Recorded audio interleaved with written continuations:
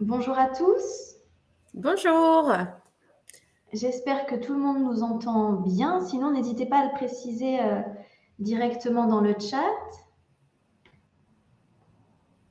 Donc aujourd'hui, je suis accompagnée de ma collègue Cécile. Un petit peu le RGPD, la plateforme RGPD Express, comment se mettre en conformité en ce début d'année 2022. Vous avez également ma collègue Audrey qui va répondre à vos questions via le chat. Et puis, n'hésitez pas s'il y a éventuellement des soucis techniques, puisqu'on a Tanguy de Webikeo qui est là aussi pour vous aider à résoudre les éventuels soucis que vous pourriez avoir. On va attendre quelques petites secondes, le temps de laisser à tout le monde le soin de se connecter.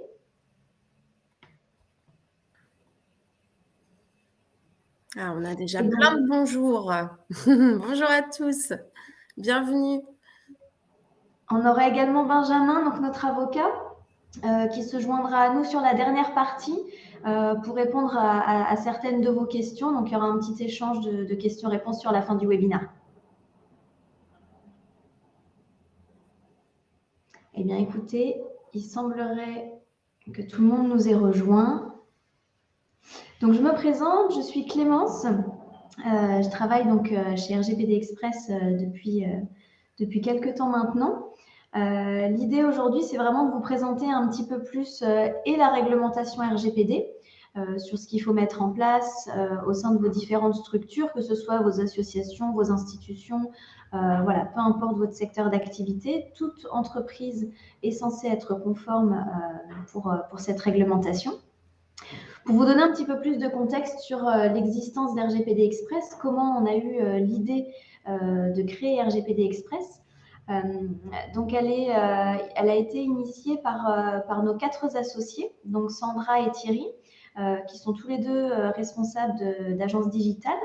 Benjamin Bourgeois, donc, qui est notre avocat que vous verrez tout à l'heure, et Tanguy Duménil, qui lui est plus en charge de tout ce qui concerne la mise en place de process au sein des entreprises.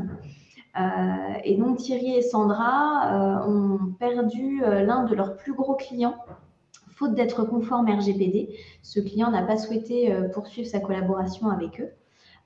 Et donc, ça les a alertés sur l'importance de se rendre conforme.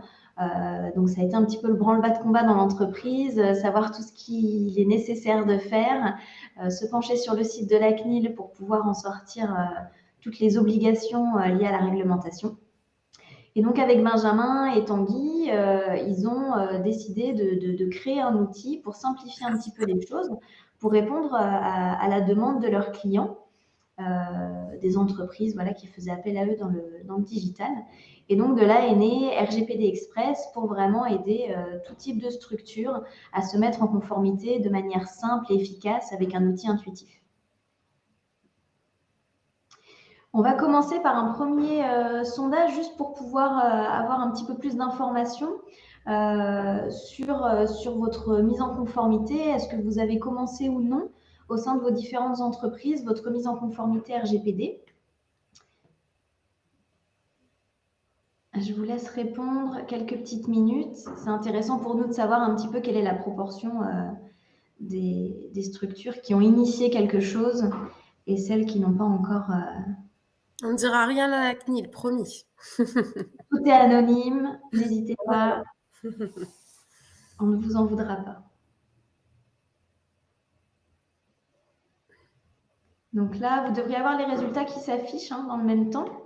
Donc on a une grosse majorité d'entre vous qui ont déjà débuté leur mise en conformité RGPD, du moins ont commencé à initier des choses en interne. Donc ça, c'est déjà super positif puisque, pour rappel, c'est une obligation qui est en place depuis mai 2018. La CNIL avait laissé 2 ans aux entreprises pour se mettre en conformité.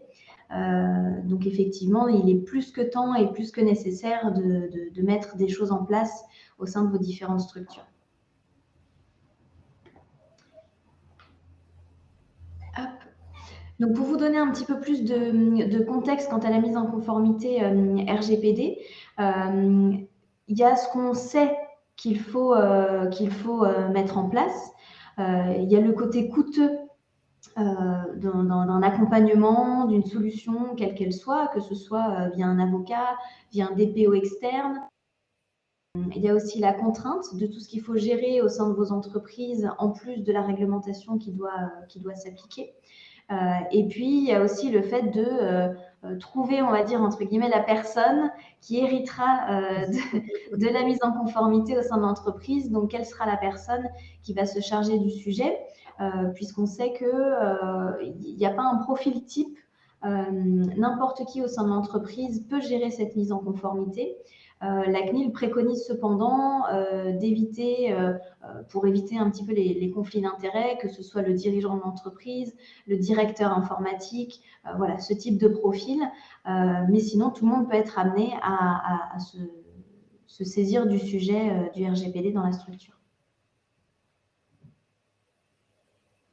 RGPD Express, donc c'est une solution qui a vraiment pour but de rendre accessible le RGPD, peu importe l'entreprise, peu importe la taille de la structure.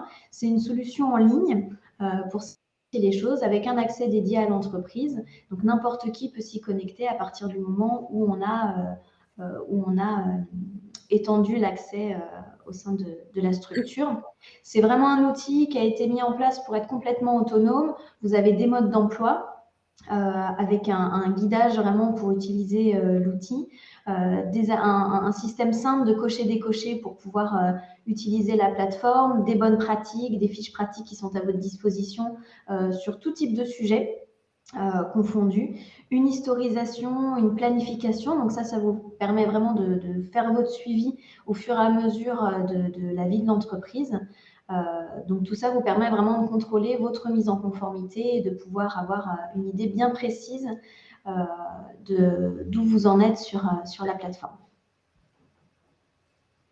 Sur la plateforme RGPD Express, vous avez donc une dizaine de documents juridiques qui peuvent être personnalisés et qui se fait automatiquement via ce que vous aurez renseigné au fur et à mesure de la plateforme. Vous avez des modèles de documents qui sont à votre disposition également. Des cartographies, des fiches pratiques avec des guides et des modes d'emploi. Donc, c'est vraiment un outil très complet, 100% utilisable, on va dire, de manière autonome. On va vous présenter de manière un petit peu plus précise le RGPD et la réglementation en elle-même. Et donc, je vais laisser la main à ma collègue Cécile. Bonjour à tous. Donc moi, je suis également chargée d'affaires au sein de l'équipe. Donc je serai également ravie de vous accompagner sur votre démarche RGPD. Et donc la question, c'était, ben oui, par où commencer? Alors qu'est-ce qu'on a fait, nous, chez RGPD Express? Et notamment Benjamin Bourgeois, il s'est appuyé sur l'esprit de la loi, sur la réglementation RGPD, sur la loi française et la jurisprudence et les préconisations de la CNIL pour dérouler la plateforme, créer cette fameuse checklist de tout ce qu'on a à faire, et puis aussi pour fournir la plateforme au quotidien, puisque comme la CNIL va vous faire des mises en demeure, par exemple, ou quand vous allez avoir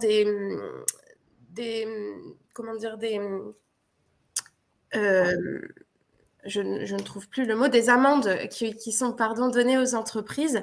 La CNIL va publier parfois publiquement ces amendes et faire des préconisations derrière aux entreprises. Et donc, nous, c'est toutes ces préconisations qu'on va utiliser pour nourrir la plateforme au quotidien et vous donner des conseils. Donc, on arrive sur la checklist dont on vous parlait. C'est les 7 étapes qu'on va retrouver juste après sur la plateforme. Donc, c'est un mode d'emploi vraiment étape par étape. La première étape, ça va être de faire un état des lieux des données personnelles que vous avez dans l'entreprise et de la façon dont vous allez les stocker. La deuxième étape, c'est l'étape juridique. Donc, on va en découler vos outils juridiques et notamment la politique de protection des données personnelles. On arrive à la troisième étape qui est la sécurité informatique, donc tout ce que vous allez mettre en place pour protéger ces données dans l'entreprise. Ensuite viendra les cartographies, donc pour identifier un petit peu les données, qui a accès à ces données et combien de temps vous les conservez.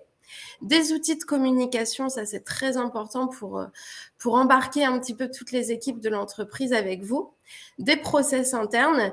Et enfin, une des étapes bien sûr les plus importantes, c'est de créer vos registres d'activités de traitement et de pouvoir bien sûr les suivre et les faire vivre au quotidien dans l'entreprise. Donc, pour l'état des lieux, comme je vous le disais, l'idée, ça va être vraiment de connaître quelles sont les données personnelles qu'on collecte dans l'entreprise. Donc là, l'idée, c'est aussi d'aller voir un petit peu tous les services de l'entreprise et vos différents collaborateurs pour pouvoir dresser cet état des lieux et de savoir comment on les stocke, que ce soit de manière papier ou de manière dématérialisée, donc dans vos ordinateurs, dans vos messageries, sur des drives en interne. Et donc, vous allez le voir juste ici. Par exemple, vous avez ici un petit screenshot de la plateforme. Au niveau des salariés, vous avez l'état des lieux en mode cocher-décocher. Donc, nous, on a vraiment essayé de vous simplifier le travail au maximum. On a déjà pré-coché ce que normalement toutes les entreprises ont comme données sur leurs salariés. Donc, l'identité, la vie personnelle, le CV, pourquoi pas les diplômes. Ça peut être l'IBAN pour virer les salaires notamment. Voilà, des petites choses comme ça. Bien sûr, vous avez la main dessus, vous pouvez en rajouter ou enlever certains de ces éléments si besoin.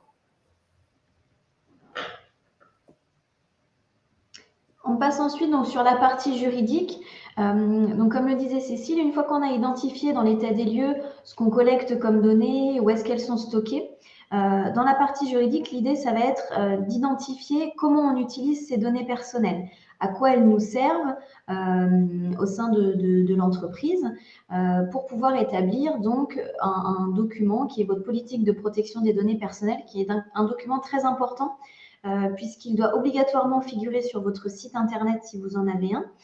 Ça fait partie des choses notamment que peut contrôler la CNIL via des contrôles en ligne, puisque toute entreprise ayant un site internet doit avoir donc sa politique de cookies et sa politique de protection des données personnelles à jour. Donc ça, c'est l'une des premières choses dans l'étape juridique. Dans un deuxième temps, on a aussi toute la responsabilisation des différentes parties prenantes, donc que ce soit les prestataires et les sous-traitants. Donc là, vous avez des documents juridiques à votre disposition sur l'outil pour pouvoir faire signer à l'ensemble des parties prenantes. Et puis, vous avez aussi différentes fiches pratiques, notamment sur le transfert de données hors Union européenne, sur la prospection commerciale, sur la mise en place de la vidéosurveillance sur le lieu de travail. Donc ça fait partie des petits exemples de fiches pratiques qu'on peut vous proposer pour pouvoir, vous, de votre côté, après mettre les choses en place comme la CNIL l'entend au sens du RGPD. Donc ici, vous avez à l'écran un petit peu ce qu'on propose au niveau de la personnalisation des documents juridiques. Donc pour la politique de protection des données notamment, on va venir toujours par un système de cocher-décocher, sélectionner ce qu'on appelle les finalités de traitement, donc ce qu'on fait des données personnelles, comment on les utilise, pour pouvoir ensuite générer un document qui sera automatiquement à jour avec vos différentes informations, le statut de l'entreprise, l'adresse du siège, etc. et les différentes finalités de traitement qui auraient été sélectionnées au préalable. Alors, en termes de sécurité informatique, vous devez garantir évidemment la protection de vos données. Et on peut se poser la question, donc, quelles sont les origines de la violation des données personnelles ? Et dans plus de 50% des cas, c'est de la malveillance, donc que ce soit vol physique, vol d'ordinateur, piratage informatique. On sait que les petites entreprises sont souvent moins bien protégées aussi que les grosses multinationales. Et dans 26% des cas, cette violation de données est accidentelle, souvent d'origine humaine. Donc voilà, la sécurité informatique, c'est très important dans le cadre du RGPD. On en reparlera tout à l'heure sur ce qu'on a mis en place, nous, sur la plateforme pour vous aider à y voir plus clair à ce niveau-là. En tout cas, on vous invite vraiment à mettre les choses en place pour pouvoir justement protéger vos données, puisque le facteur humain est bien engagé dans les pertes de données en entreprise. Et donc, voilà, il faut vraiment faire attention à plusieurs standards, que ce soit le contrôle des accès, la traçabilité, la protection de vos logiciels, que ce soit antivirus, pare-feu, à bien sauvegarder vos données et à les chiffrer également. Et donc, tout ça, on va le retrouver sur la plateforme, sur un système de cocher-décocher. Et à noter que ça va également apparaître dans vos registres d'activité de traitement. Donc, en cas de faille, en cas de perte de données, la CNIL va bien sûr contrôler ce que vous aviez mis en place en termes de sécurité informatique. Donc, partie à ne pas négliger, évidemment.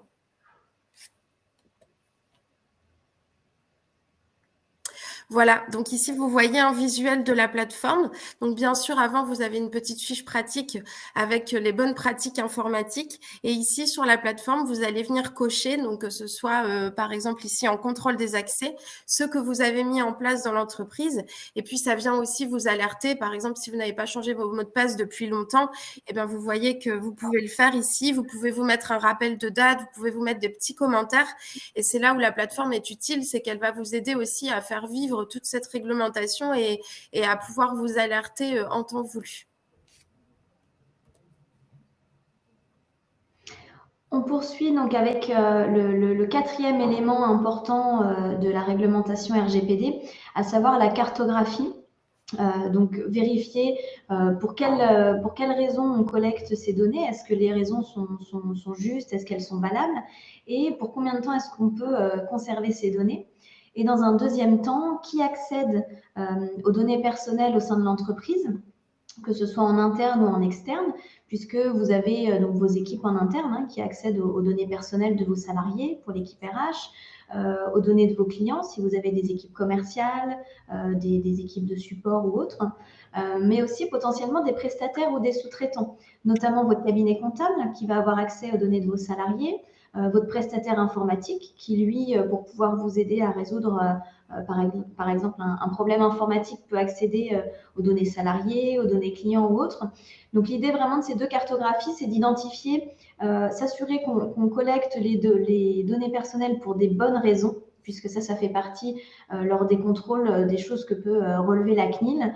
On ne collecte pas de données superflues au sens du RGPD. Et de vérifier qui accède à ces données et que les accès soient bien restreints le cas échéant pour s'assurer une sécurité totale de vos données personnelles. Donc, ça se présente de cette manière-là, toujours sous forme de petits tableaux. La plateforme va automatiquement reprendre ce que vous aurez listé comme données personnelles dans l'état des lieux que vous aurez réalisé au préalable. Et on va pouvoir, toujours par un système de cocher-décocher, sélectionner si oui ou non on applique bien ce que préconise la CNIL sur les raisons de collecte de données et sur les durées de conservation et d'archivage de ces données personnelles. Alors, vous voyez dans le chat, on a parfois quelques petites questions sur certains termes qui sont utilisés.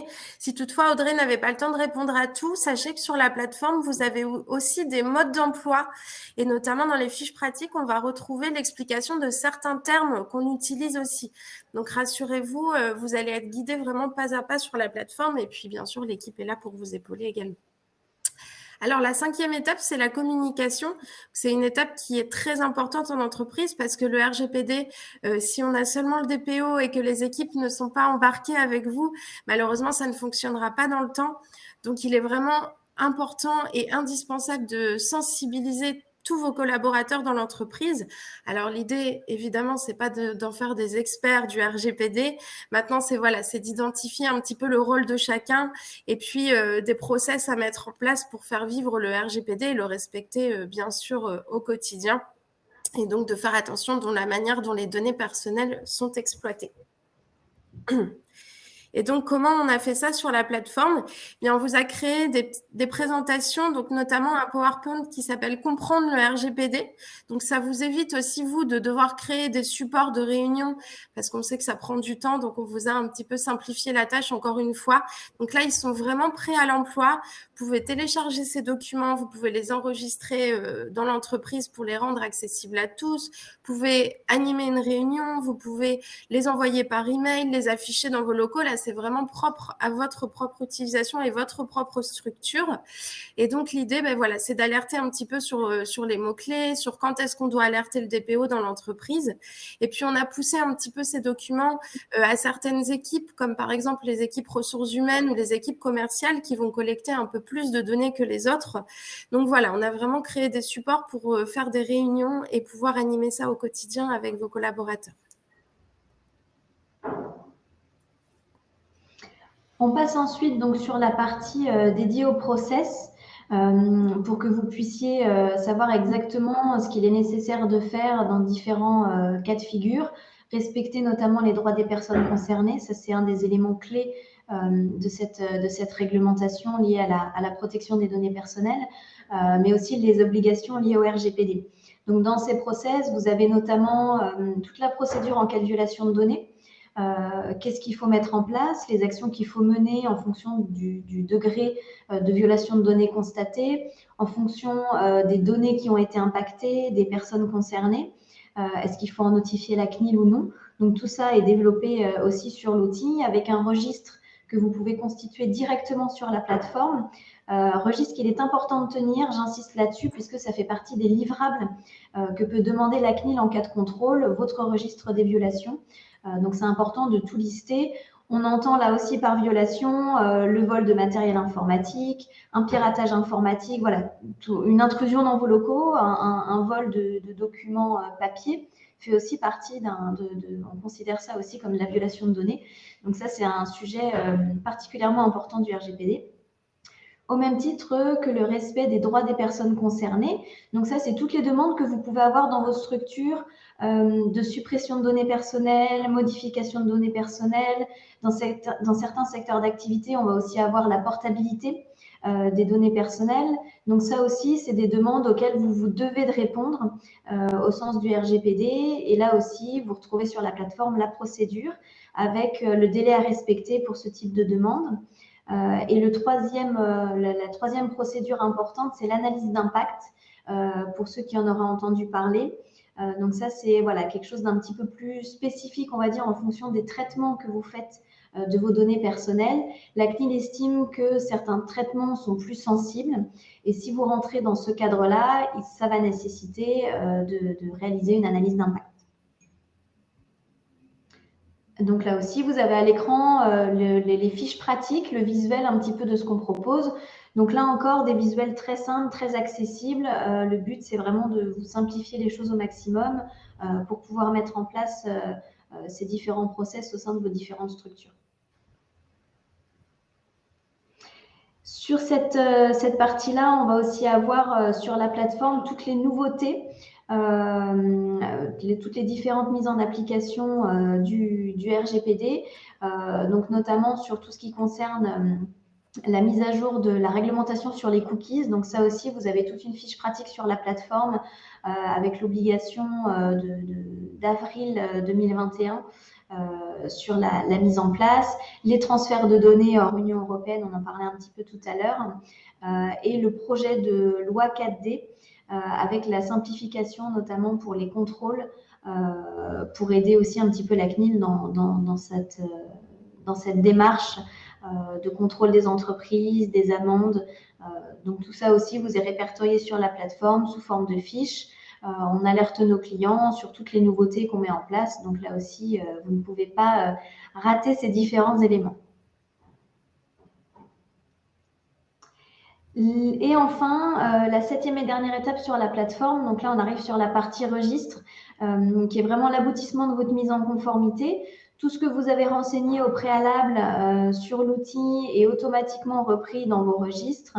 L'idée là encore est toujours de vous simplifier les choses au maximum, de vous faire gagner du temps.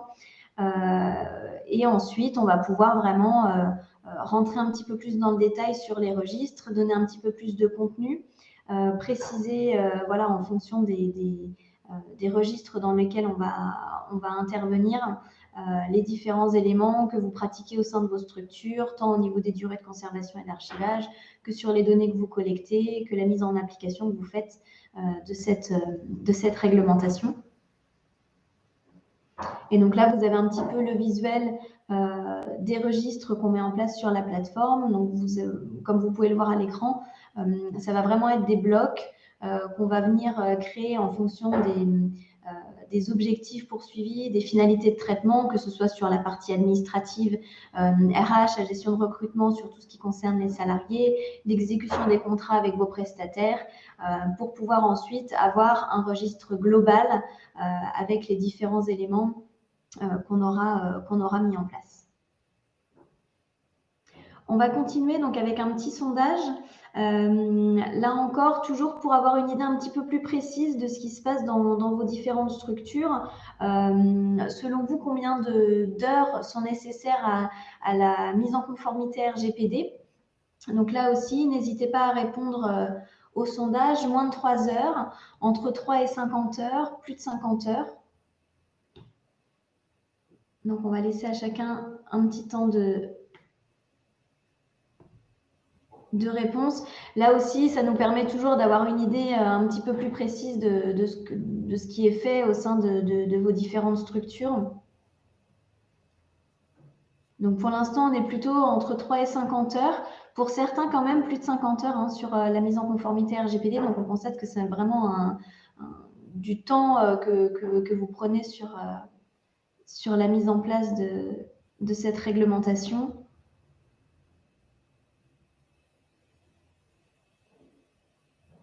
Donc, pour une majorité d'entre vous, on constate que c'est quand même pour 75% entre 3 et 50 heures dédiées à la mise en conformité RGPD. Donc, c'est vraiment un sujet assez chronophage pour vous, pour vos différentes structures.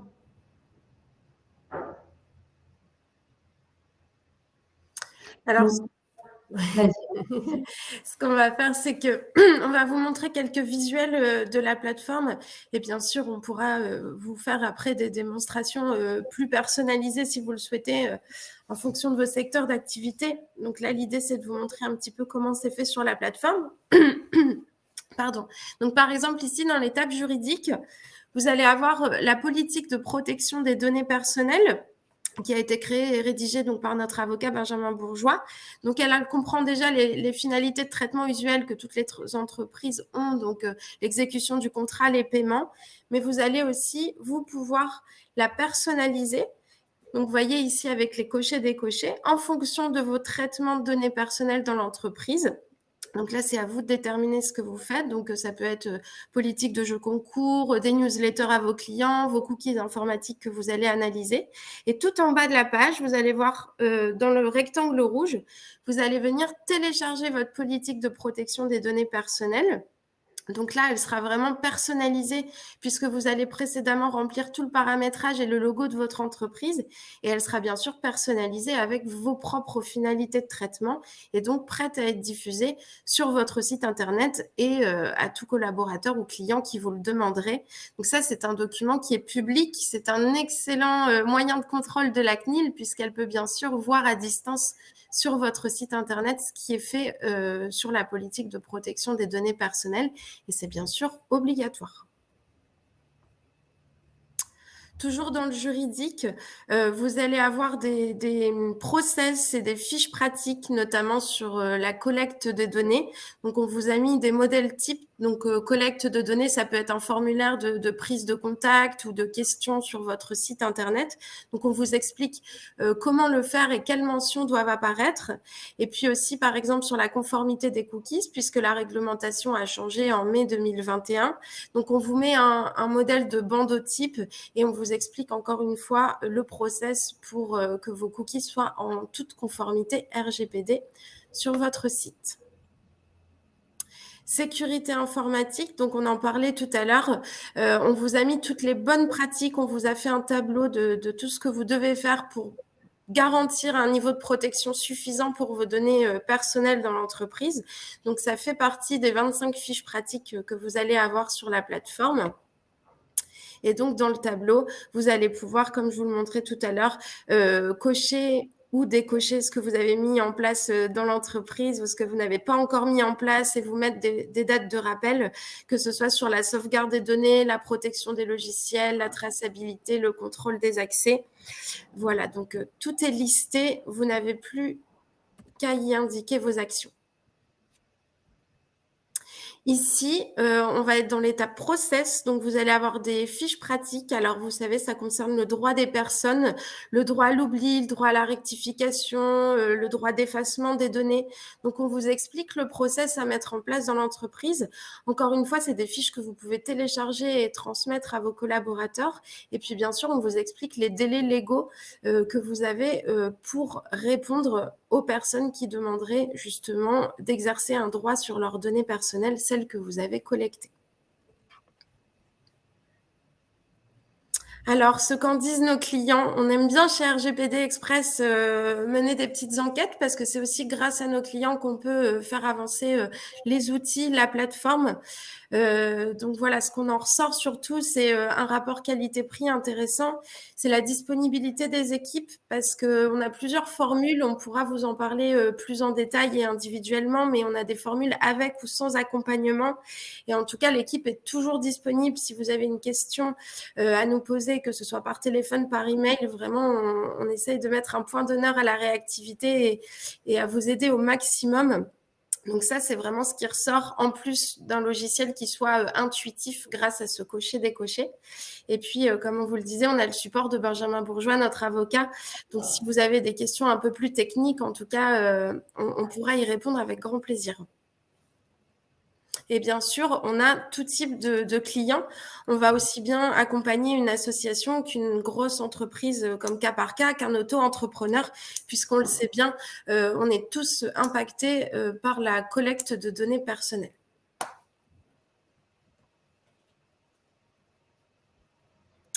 Un petit sondage à nouveau ici. Qu'est-ce que vous avez pensé de l'outil sur ce que vous avez vu jusqu'ici? Alors, réponse 1, on peut recommencer, j'étais pas prêt. La réponse 2, je reverrai bien le replay. Et dans ces cas-là, ce qu'on vous propose avec Clémence et Audrey, c'est de faire directement une présentation personnalisée si toutefois vous n'avez pas pu tout suivre ou si vous voulez plus de détails et bien sûr voir la plateforme. Ça nous permet aussi à nous de personnaliser la présentation en fonction de votre secteur d'activité parce qu'il peut y avoir bien sûr des collectes de données qui soient différentes. Réponse 3, c'est bien, mais 3 petits points. Réponse 4, je peux en savoir plus en démo. Et réponse 5, où est-ce que je signe? Qu'on espère en tout cas vous avoir convaincu avec cet outil ludique et en tout cas qui vous permet un gain de temps précieux dans cette démarche de mise en conformité. Alors, est-ce qu'on a les réponses, Clémence? Est-ce que tu vois Alors, on a pas mal de replays. On a aussi des demandes de démos pour avoir un petit peu plus de détails sur l'outil. Donc voilà, de toute façon, on vous en reparlera à la fin de la présentation.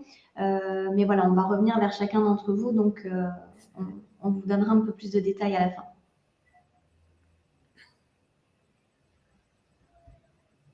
On va passer rapidement sur les différents éléments, puisqu'on entend souvent parler des amendes si on ne fait rien en termes de RGPD. Donc ça, c'est bien entendu un élément important.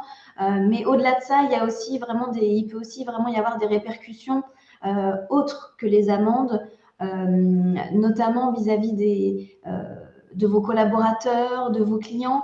On constate que c'est vraiment un gage de confiance, on va dire, de se tourner vers une entreprise qui est conforme RGPD, qui respecte la protection des données personnelles, mais également aussi pour vos structures en termes de perte de marché, puisqu'on a de plus en plus de clients qui se tournent vers nous parce que des partenaires, des prestataires leur demandent d'être conformes RGPD pour pouvoir travailler avec eux. Donc ça aussi, c'est un élément qu'on constate de plus en plus souvent, qui est important de prendre en compte au-delà de l'amende que peut infliger la CNIL à vos différentes entreprises.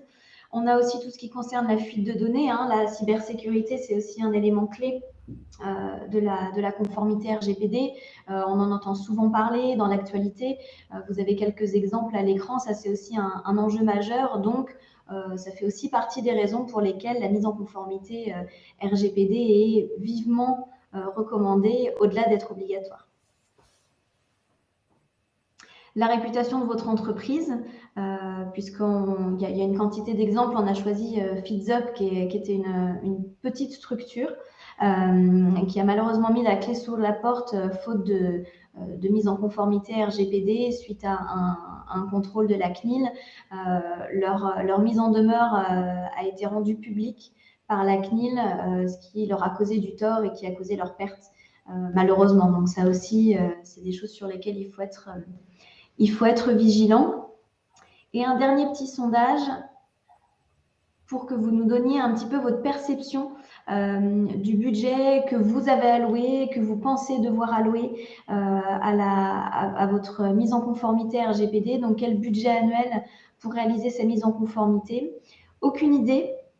Moins de 500 euros, aux alentours de 3 000 euros ou entre 8 000 euros et plus.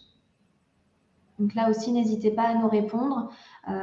Sur ce sujet, pour vous donner un peu plus de précision, chez RGPD Express, on démarre à hors taxe annuelle pour une entreprise pour une personne qui travaille seule. Et puis après, on a différents paliers en fonction de la taille de la structure. Donc ça aussi, il ne faut pas hésiter à revenir vers nous si vous souhaitez un petit peu plus d'informations. Pour la majorité d'entre vous, on est plutôt à moins de 500 euros ou aucune idée. Et aussi une petite majorité sur un alentour de 3 000 euros. Donc ça nous donne aussi une idée un peu plus précise de ce qui est pratiqué dans vos entreprises ou de ce que vous avez en tête au niveau de votre mise en conformité. Il faut vraiment le voir comme un investissement parce que c'est non seulement une obligation légale, mais c'est aussi un investissement dans l'entreprise. Et puis, ça va être un vrai gain de temps pour vous d'opter pour une solution aussi en ligne comme RGPD Express. Non seulement ça va vous rassurer, mais en plus, c'est un gain de temps et le temps, c'est de l'argent. Donc, ça vous permettra aussi de vous concentrer sur d'autres missions puisqu'on sait que les agendas sont souvent bien remplis. Et je vais maintenant laisser la parole à Benjamin qui nous a rejoint pour répondre à vos questions. Donc voilà, Audrey a sélectionné les questions qui revenaient le plus souvent. Donc on va pouvoir voir ensemble. Voilà, si je refais un petit point sur les questions. Benjamin, est-ce que tu nous entends? Oui, bonjour à tous. Vous m'entendez bien? Oui. Oui, on t'entend, il n'y a pas de souci. Alors, je regarde au niveau des questions. Si tu veux, il y avait déjà une question qui est revenue plusieurs reprises et qui revient régulièrement sur la territorialité de l'application de la réglementation du RGPD. Tout le monde comprend maintenant ce qu'est le RGPD et c'est pas toujours simple de savoir si effectivement le RGPD doit s'appliquer dans tel ou tel territoire. Alors évidemment, à partir du moment où vous êtes sur le territoire de l'Union européenne et que vous gérez des données personnelles de personnes concernées sur le territoire de l'Union européenne, le RGPD s'applique à vous. Mais en fait, il faut aller au-delà de ça, c'est-à-dire que le RGPD il est très intrusif il prend des proportions territoriales qui vont bien au-delà de l'Union européenne parce qu'à partir du moment où de toute façon vous procédez à un transfert de données hors de l'Union européenne, le destinataire de ces données-là devra se mettre en conformité avec certaines exigences et notamment vous devrez sécuriser ces transferts de données hors de l'Union européenne vers ce destinataire en vous assurant de contractualiser via différentes clauses types avec ce destinataire. Et notamment, il va falloir qu'ils prennent des engagements qui en réalité sont très proches des engagements qui sont issus du RGPD lui-même. Donc en réalité, à partir du moment où il y a une notion d'extraterritorialité, on va dire, des données personnelles hors de l'Union européenne, vous allez quand même avoir une application indirecte du RGPD via les exigences contractuelles qui vous sont imposées par le RGPD lui-même. Donc, vous ne pouvez pas faire des transferts de données personnelles hors de l'Union européenne vers n'importe quel destinataire sans vous assurer qu'il soit en conformité avec certaines exigences, que ce soit en matière de sécurité informatique ou en matière d'engagement contractuel, de sécurité des accès, etc. Voilà, il ne faut pas voir la territorialité uniquement sous l'angle de l'Union européenne. Même si vous êtes au sein de l'Union européenne et si vous faites des transferts hors de l'Union européenne, ces transferts-là aussi devront répondre aux exigences du RGPD. Clément, je ne sais pas si tu as vu d'autres questions en particulier. On a une question, Benjamin. Est-il toujours préférable de proposer votre interlocuteur, de lui proposer de se désabonner? J'imagine que ça doit être pour des newsletters ou ce genre de choses. Alors, si c'est des mails de prospection commerciale, c'est même plus que préférable, c'est une obligation. Il doit pouvoir se désabonner via un lien qui sera dans chaque communication que vous lui enverrez. Et il doit pouvoir se désinscrire normalement en un seul clic. Et ça, c'est pas spécialement une réglementation liée aux données personnelles. Hein. On met toujours ça sous l'angle de la réglementation sur les données personnelles. C'est pas tout à fait le cas. C'est un code qui a un nom un petit peu désuet, mais c'est le code des postes et télécommunications qui vous l'impose. Et donc, il doit pouvoir se désinscrire et se désabonner via un lien très aisément accessible et surtout qui soit lisible et visible. Ne le cachez pas en toute petite police au fin fond du mail de prospection ou du SMS de prospection. Ça vous placerait en risque. Évidemment, on a toujours tendance à vouloir minimiser un petit peu l'importance de ces liens, mais il faut quand même qu'ils soient facilement accessibles. On a aussi une question, Benjamin. Proposez-vous des questionnaires de conformité pour évaluer la maturité RGPD d'un sous-traitant? Alors, vis-à-vis d'un sous-traitant, vous avez une obligation en réalité de contrôle permanent de ce que fait votre sous-traitant. Donc, en fait, vous n'avez pas un questionnaire type, vous n'avez pas une matrice, on va dire, de bons réflexes à avoir avec votre sous-traitant. Mais nous, ce qu'on a fait, c'est que à travers la contractualisation, puisque aujourd'hui, avec n'importe lequel de vos sous-traitants, vous êtes obligé d'avoir des dispositions contractuelles qui gèrent ces obligations en matière de données personnelles et vos obligations aussi en tant que responsable de traitement. Et ben nous, on a rendu le plus serré possible, entre guillemets, les exigences imposées aux sous-traitants. Et à l'intérieur de ces exigences, il y a évidemment de se mettre en conformité avec toute la réglementation sur les données personnelles, les bonnes pratiques, les exigences aussi qu'on a pu retrouver à travers les communications de la CNIL. Mais il y a aussi évidemment une participation active du sous-traitant aux audits que vous êtes susceptible de faire. Donc, typiquement, moi, je préconise régulièrement auprès de mes clients de faire par exemple, si vous êtes avec un sous-traitant qui, je prends un exemple, qui fait des appels du phoning pour vous, on peut tout à fait imaginer de faire des appels mystères. Et puis, vous voyez le discours qui est tenu.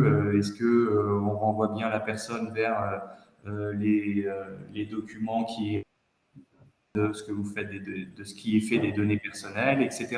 Et ça vous permet, en fait, à travers ces appels mystères, de faire un audit. Voilà, donc c'est des bons réflexes que vous pourrez retrouver sur la plateforme, plus qu'un canevas de pratiques à mettre en œuvre ou un examen de la maturité du sous-traitant sur cette question-là. En réalité, vous allez très vite vous apercevoir à travers ces petites pratiques-là si votre sous-traitant, il vous a juste signé votre contrat de sous-traitant parce qu'il ne veut pas vous perdre comme client et puis il n'a rien fait sur les données personnelles en réalité, ou s'il a été tout à fait sérieux sur cette question-là. On a aussi une question, Benjamin, sur l'obligation d'avoir un DPO. À partir de quand est-ce qu'on estime qu'un DPO est obligatoire? Alors, Donc, effectivement, il y a une notion de faculté de désignation du DPO. Je peux rentrer dans le détail, je vais le faire, mais je préfère être clair avec vous. Si vous voulez être sérieux et si vous êtes sur ce webinaire, c'est parce que vous êtes sérieux et que vous voulez vous investir dans la mise en conformité. Désigner un DPO, c'est évidemment un élément de crédibilité en cas de contrôle.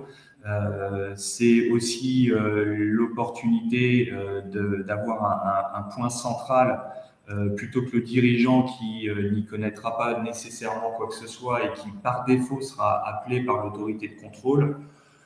Donc c'est pour éviter aussi de mettre le dirigeant dans une position qui est évidemment difficile, puisque l'autorité de contrôle par défaut ira voir le dirigeant s'il n'y a pas de DPO désigné. S'il y a un DPO désigné, l'autorité de contrôle sollicitera évidemment le DPO. Donc, si vous voulez être crédible, désigner un DPO, ça coûte pas grand-chose, ça coûte même rien financièrement, mais ça coûte pas non plus grand-chose plutôt que de laisser le dirigeant dans un désert. En revanche, bon, effectivement, donc nous, notre préconisation, c'est nécessairement à travers la plateforme de vous faire déclarer un DPO, parce qu'on veut que vous soyez le plus crédible possible. Et si vous accédez à la plateforme, c'est que vous êtes sérieux et vous voulez faire votre mise en conformité, donc pas de raison de ne pas désigner un DPO. Maintenant, effectivement, si vous voulez vraiment pas désigner un DPO, le DPO, il est obligatoire dans certaines circonstances. Si par exemple, votre entreprise est amenée à manier des données sensibles, vous avez la liste des données sensibles, elle est réglementairement établie. Vous avez aussi l'obligation de désigner un DPO si vous êtes amené à gérer un très gros volume de données. Voilà, si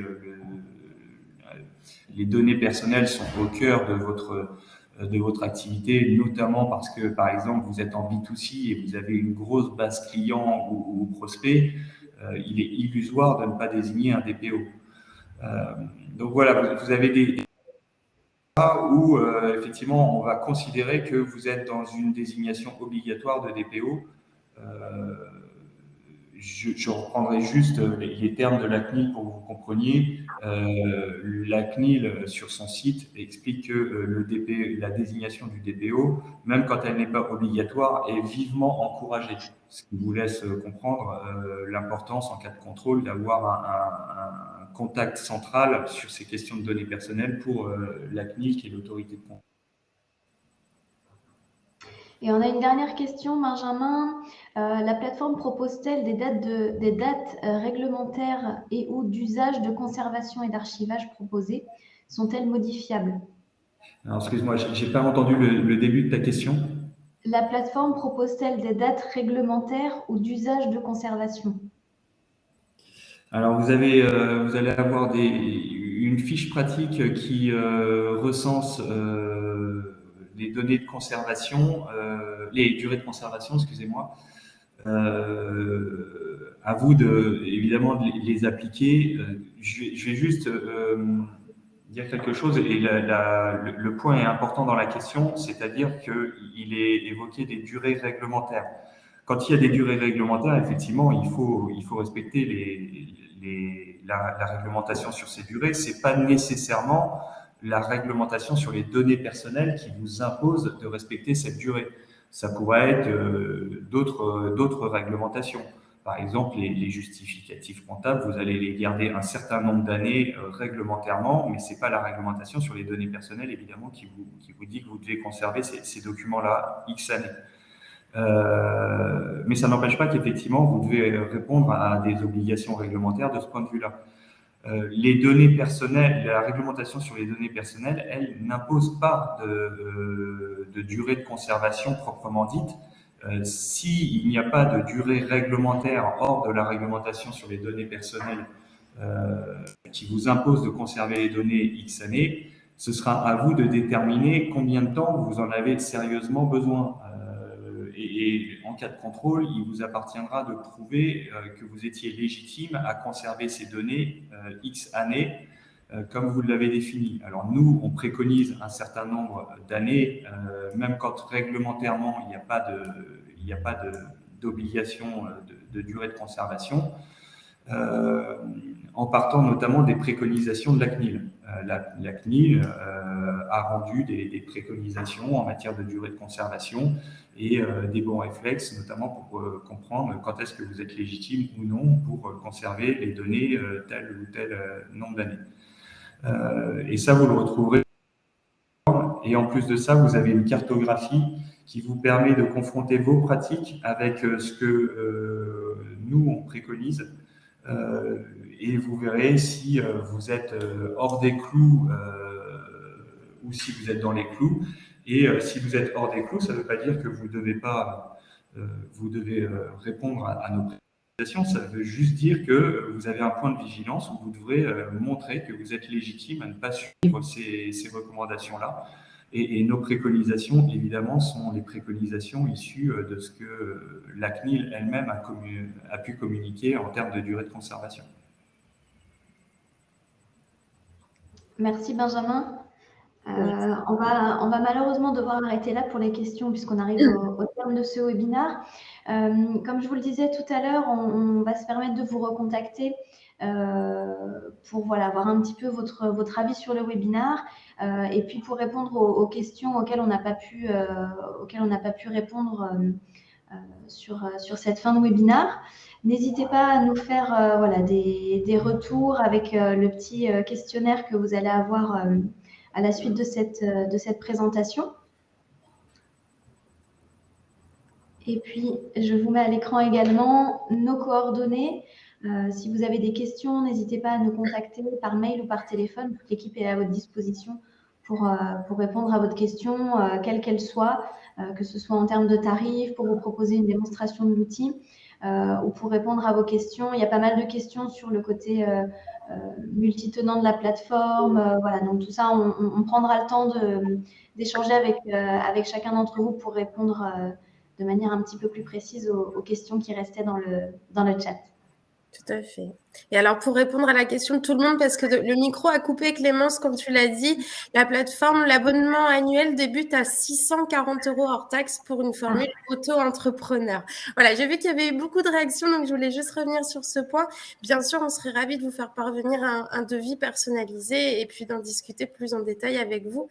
N'hésitez pas à nous contacter surtout. On vous souhaite une excellente journée. Merci à tous pour votre participation. Et puis, à très bientôt. Et puis, bonne mise en conformité à vous. Merci à tous. À très bientôt. Au revoir. Au revoir. Au revoir.